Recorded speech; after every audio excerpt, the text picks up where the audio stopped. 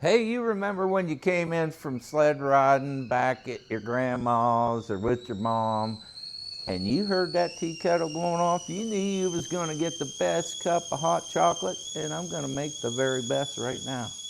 And we're going to hang up our winter coat. All right, this is pretty easy. It's not real hard to make, and you're going to love this hot chocolate. I'll put the ingredients and the method down here in the description.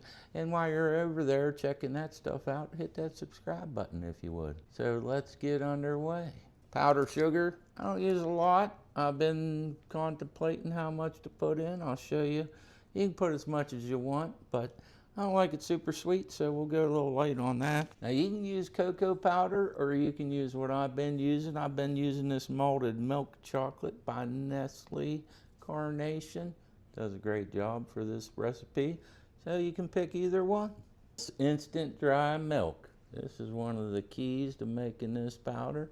Now you can use regular old coffee creamer. This is what makes it nice and creamy. This is my trick that I figured out. But in this particular case, I'm using the Coffee Mate because it's already chocolate cream flavored. And last but not least, just a little pinch of salt. So we're going to start with the malted milk. All you need is about a cup of that. And of course, you can change this recipe. You can double it, you could half it, whatever to your liking. It's not super critical. We'll just throw that in a bowl. And just use about a cup and a half this fine instant non-fat dry milk. So we'll do a cup and a half of that. You don't have to be super accurate. Then you just want your favorite coffee creamer, the dry stuff. This is already flavored chocolate. I think it makes a difference. This is what I've figured out in the last year or so. So just throw about a half a cup of this in there. That's about a half a cup. We'll just dump that right in. And just want a pinch of salt. There's probably some scientific reason why this is required, but you don't need a lot. Just throw a little pinch of salt in there. If you want to put a little bit of cornstarch, you don't need much, about, I don't know, a teaspoon or so. It helps it dissolve better. So that's a little trick, added bonus. Now the powdered sugar, you can go up to a whole cup, but I think it's a little bit too sweet. I'm just going to do a quarter of a cup in this half cup measuring thing, because none of this has to be super accurate. Dump that right on top. So once you have all those ingredients in a bowl, you just want to stir it up. I'm going to use this fancy whisk here. You just want to combine it. You do want to stir, stir, stir, so it's completely combined nice and evenly, and you're going to have some awesome hot chocolate, just saying. And it's real easy.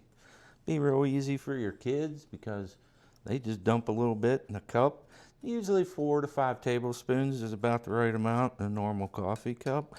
Just dump it in there and then throw some hot water or hot milk on top of it. Give it a little stir, and I'm telling you what, you're going to love this hot chocolate. So I've been stirring this a couple minutes. You do want to get it pretty even, nice and combined.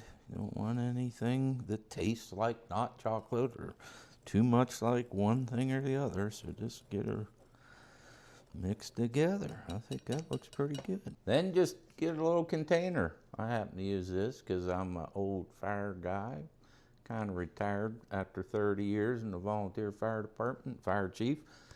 And my son picked this up because he's going through paramedics class. So it's a med flight bottle, perfect size for this amount, and just put it in the bottle. I like to have a bottle like this. As you can see, this one got empty, so I had to make a new batch. So just grab this stuff and put it in your bottle. You can keep it on a shelf right near your coffee maker if that's how you want to make your hot water, or you could put it in a cabinet by the stove if you're using a tea kettle to heat your water up. Just fill this up. And we'll just put this last little bit in here. These bowls kind of neat. They have them little places you can slide stuff out of. Get them last little crumbs. Then you just put the lid on. That's all there is to it. So I don't get all fancy. I just shake my bottle after I've made it. And I just guesstimate 4 to 5 tablespoons. Throw that in there. That's it. Grab your tea kettle, which is kind of hot, I might add. Put that hot water in there. Look how creamy that is. Looks like it was made with milk, and it wasn't. Grab me a big old spoon and give her a stir. Look at that. I mean, look at that. It all dissolves. There's no clumpies. No clumpies at all. This is some good hot chocolate. That's pretty hot. I better let her cool down a smidge before I try it. That looks good. Smells good. Nothing like little hot chocolate on a cold winter day after you've been making snowmen, doing a little sledding with family and friends. You gotta try this out. You're not gonna buy that store-bought stuff. You're just gonna mix it up. You're gonna have yourself a container of dried powdered hot chocolate mix by Cooking with Bob in the counter, and you're ready to go anytime you want hot chocolate. Let's give her a taste. It's pretty hot. It's unbelievable. That was with water. If you made it with milk, probably be even richer. I don't use milk. I usually just use the old tea kettle, or sometimes I cheat and use my Keurig. Just drop that water right in the cup, right out of your Keurig after you put the powder in, and you got hot chocolate. So if you try this recipe, you need to come back and let me know how it worked out. And as always, I'd appreciate you slamming that subscribe button. It helps us little channels out. I'm going to enjoy me a cup of hot chocolate. We're supposed to get 7 inches of snow, so I'm just being ahead of the game and being prepared so we all have hot chocolate. Enjoy.